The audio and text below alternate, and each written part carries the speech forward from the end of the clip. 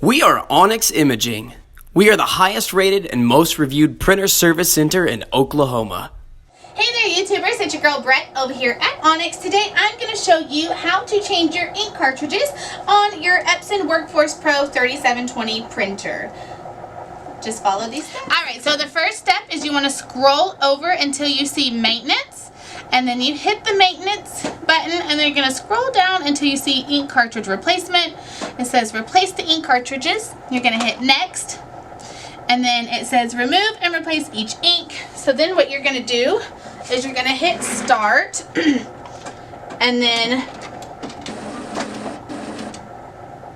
open your printer.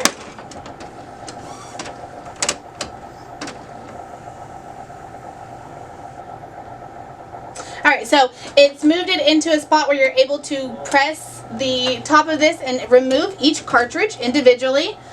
Here's the little button that you want to press. Set your old one to the side, unbox your new one, and just stick it right in that slot.